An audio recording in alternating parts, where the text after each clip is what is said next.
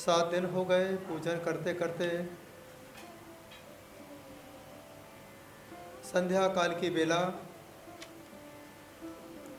आरती से निवृत्त होकर के मैना सुंदरी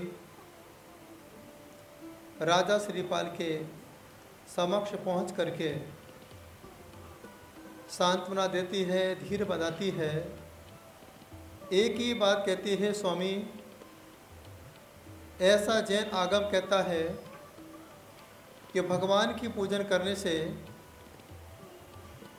कुरूप भी रूपवान हो जाता है, सुंदरता को प्राप्त हो जाता है। भक्त सुंदर रूपम, एकमात्र भगवान की भक्ति से ही रूप में सुंदरता अपने आप आ जाती है। यही बात आचार्य मानतुंग स्वामी ने भक्तामर के 45 नंबर काव्य के माध्यम से सारी दुनिया को मालूम है। एकमात्र 45 नंबर काव्य ऐसा काव्य है जो कुरूप को भी रूपवान बना देता है, सारी बीमारियों से मुक्ति दिलाता है।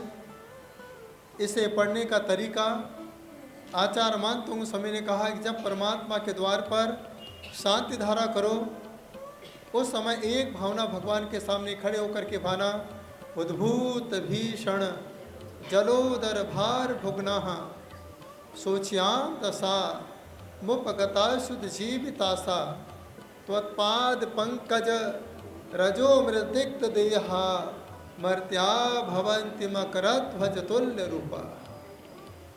आचार्य मानतुंग स्वामी ने उसी मैना सुंदरी के वृत्तांत को याद किया।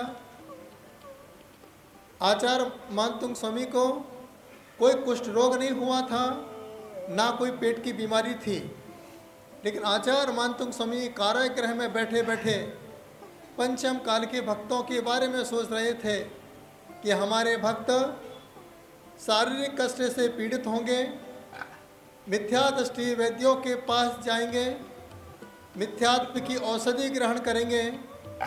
इस बीमारी से मुक्ति पाने के लिए अनेक प्रकार की औषधि इन्हें मिल जाएगी। आचार्य मानतुंग स्वामी के अंदर एक और भाव पैदा हुए कि शारीरिक मुक्ति के साथ साथ इन्हें जन्म जरा मृत्यु की भी मुक्ति मिल जाना चाहिए। इस भावना के साथ उन्होंने लिखा, उद्भूत भीषण, उत्पन्न हो चुका है ऐसा रोग, जो रोग पेट की बीमारी से प्रारंभ होता है, जलोदर। इसीलिए मना किया जाता है कभी भी भोजन करते करते बीच बीच में पानी नहीं पीना। भोजन करने के 1 घंटे के बाद पानी पीना चाहिए। जब भी भोजन करना चाहिए 1 गिलास को 32 बार चबाना चाहिए। जब भी भोजन करना चाहिए बोल बोल करके भोजन नहीं करना चाहिए। जैसे जैन साधु मौन पूर्वक आहार करता है, उसी प्रकार से हर श्रावक को मौन पूर्वक भोजन करना चाहिए। जब मौन पूर्वक भोजन करते हैं तो वह भोजन औषधि का काम करता है। जब बोल बोल के भोजन करते हैं ना तो भोजन में स्वाद आता है और वह औषधि विष के रूप में परिवर्तित हो जाया करती है। ऐसा कहा जाता है कि एक बार चावल को पकाने के बाद उसको फिर कभी फ्राई नहीं कराना। जो फ्राई चावल को बाद में करता है उसमें जीवाणु की उत्पत्ति और जल्दी हो जाती है। एक बार दाल पकाने के बाद दोबारा दाल गर्म की जाती है, उसमें बैक्टीरिया और जल्दी पैदा हो जाते हैं। ऐसा आयुर्वेद शास्त्र में लिखा है। लेकिन चौके में ऐसा ही होता है, सुबह सुबह बना के रख देते हैं, पूजन करने चले जाते हैं, महाराज जी के आने का समय होता है फिर उसे, इसलिए साधु की तबीयत खराब होती है, एसिडिटी की प्रॉब्लम, खट्टी डकारे। क्योंकि याद रखना साधु समाज की धरोहर है। आपकी यदि पहचान है एकमात्र जैन साधु के प्रभाव से है। आपको कहा जाता है दिगंबर समाज, लेकिन दिगंबर समाज होने के बाद कोई भी दिगंबर दिखाई नहीं देता। होता है दिगंबर समाज। हिंदू की पहचान तो तिलक से हो जाती है, मुस्लिम की पहचान टोपी से हो जाती है, सिखों की पहचान पगड़ी से हो जाती है, ईसाई की पहचान टोपी से हो जाती है, श्वेतांबरों की पहचान श्वेत वस्त्रों से हो जाती है। लेकिन याद रखना, जब दिगंबर संत आपके शहर में आता है, संत आगे आगे चलता है, आप पीछे पीछे चला करते हो, उसी समय दिगंबर समाज की पहचान हो जाया करती है। आपकी पहचान बनाने वाला एकमात्र दिगंबर साधु है। जब तक दिगंबर साधु मुंबई में आता रहेगा, तब तक दिगंबर धर्म मुंबई में चलता रहेगा। दिगंबर साधु नहीं आया, दिगंबर धर्म आपके हाथों से खत्म हो जाएगा। इसीलिए मैंने शांति सागर चौक पर पीछी का मंदिर बनाया। इसीलिए मैंने मंदारगिरी के अंदर 81 फीट का पीछी का मंदिर बनाया कि पंचम काल में आने वाली पीढ़ी जब भी दिगंबर को देखें तो वह पीछी कमंडल के साथ दिगंबर साधु को देखती रहे। ये पंचम काल का प्रभाव है, क्योंकि एक ही शब्द मैना सुंदरी ने कहा, हे भगवान, मुनिराज के वचन अन्यथा नहीं हो सकते हैं। आप, मैं जानते हो आप बहुत चिंतित होंगे कि 7 दिन हो चुके हैं, जलन तो कम हुई है, लेकिन यह सफ़ेद दाग अभी खत्म नहीं हुआ है। मैना सुंदरी ने कहा, हे स्वामी, अभी रात बाकी है। सुबह प्रातः काल की वेला में 1024 अर्घ्य चढ़ाना है। 1024 अर्घ्य चढ़ाते ही स्वामी, ये जैन आचार्य की वाणी है, आपका नाम अपने आप प्रभावित हो जाएगा। आपके जीवन में अपने आप, जैसे लोग राजा श्रीपाल कहते थे, आज भले ही तुम्हें कुछ रोगी श्रीपाल कहते होंगे, लेकिन हे स्वामी, कल आप देखिए चमत्कार होगा। अंत भला तो याद रखना, मौत और मौसम कभी किसी का इंतजार नहीं करता है। पुण्य और साधु का आगमन किसी का इंतजार नहीं करता है। श्रावक को बुलाना पड़ता है, लेकिन साधु श्रावक के पुण्य के प्रभाव से अपने आप चलाता है। रात व्यतीत हुई। रात की सामायिक की मैना सुंदरी ने, सबसे बड़ी सामायिक होती रात की सामायिक। आचार्य विमल सागर जी महाराज रात की सामायिक करते थे, 8 बजे विश्राम करते थे। रात को 11:30 बजे से लेकर सुबह 5 बजे तक उनकी मालाएं चलती रहती थी।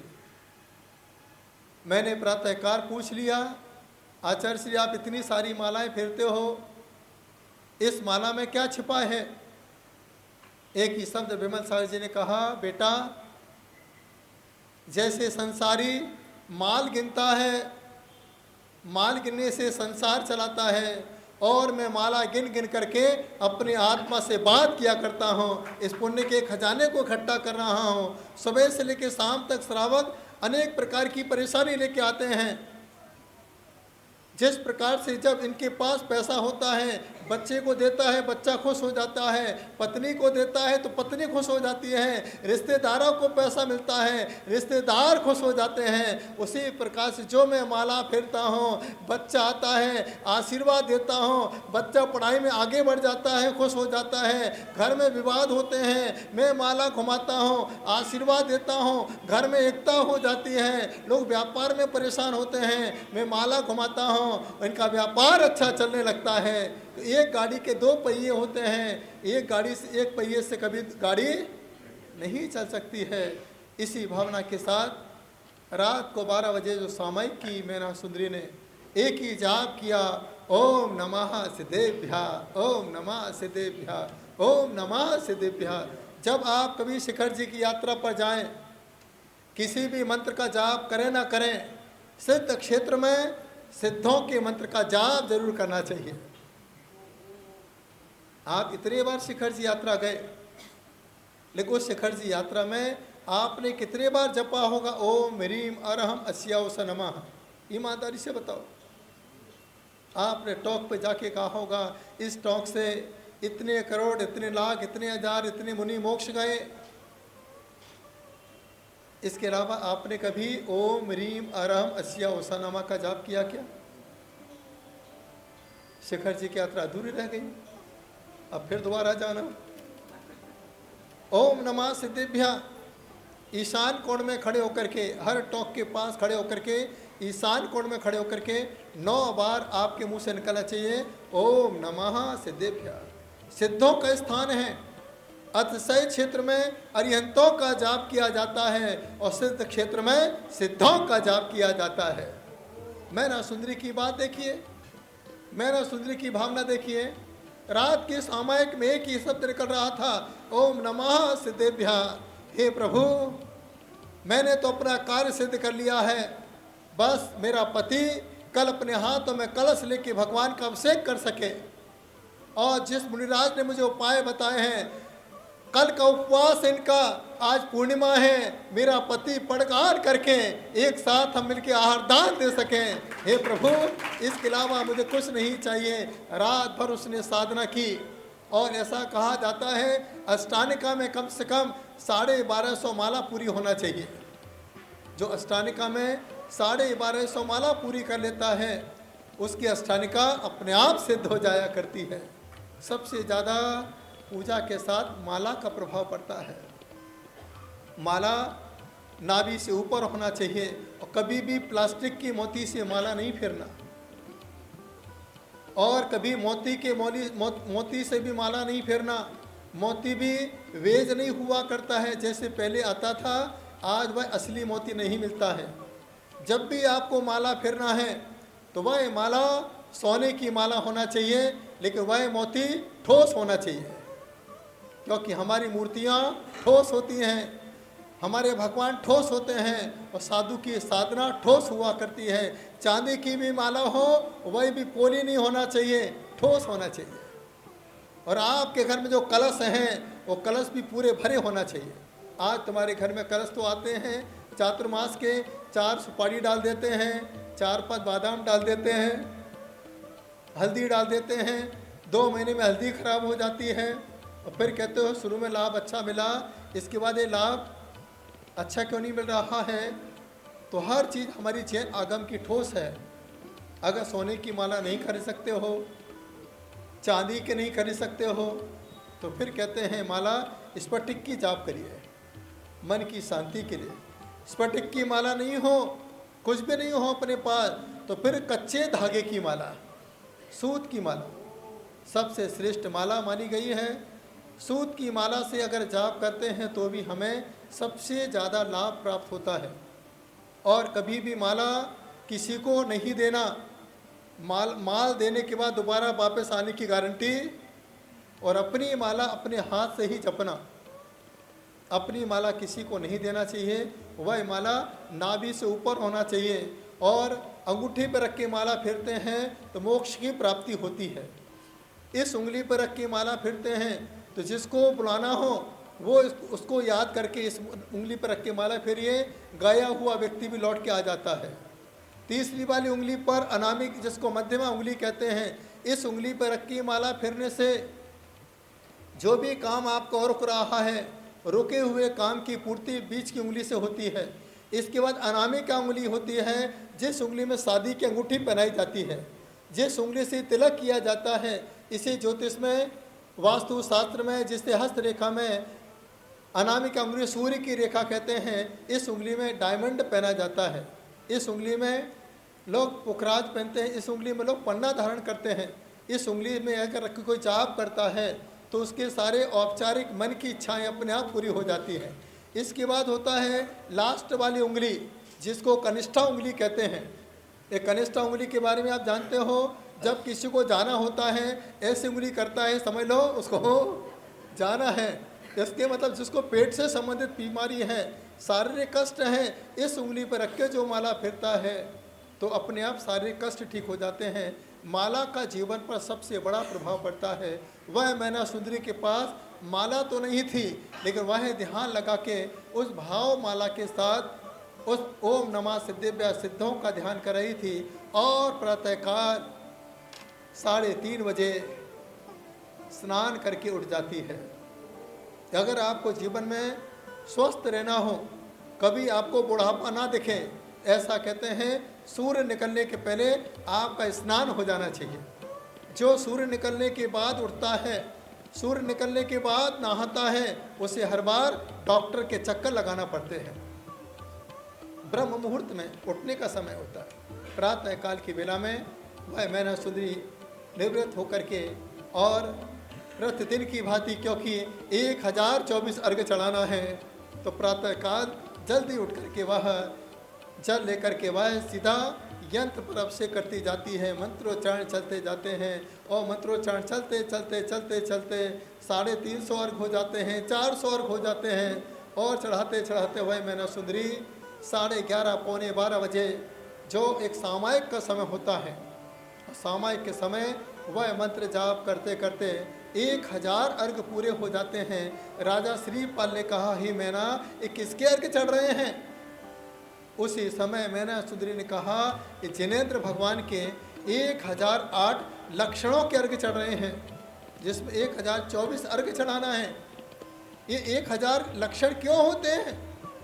आदिनाथ के भी 1008 नाम, अजितनाथ भगवान के 1008 नाम, पारसनाथ भगवान के आगे भी 1008 लिखा हुआ है।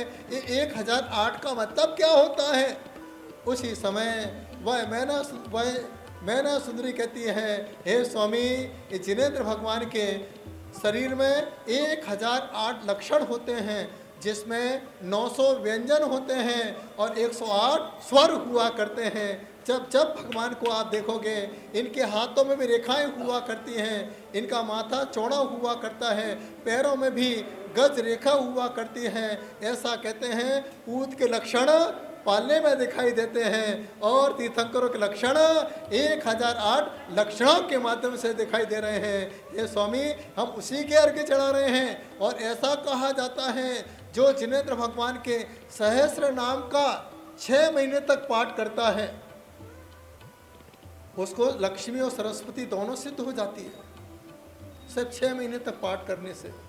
जिन सहस्र नाम जिसको जिन सेनाचार्य ने लिखा, ऐसे जिन सेनाचार्य जिन्होंने कपड़े को छुआ तक नहीं, यथाजात दिगंबर रहे, ऐसे जिन सेनाचार्य ने जिन शेष नाम की आराधना की, वह अर्घ 1024 अर्घ के रूप में हम लोग यहाँ समर्पित करते हैं।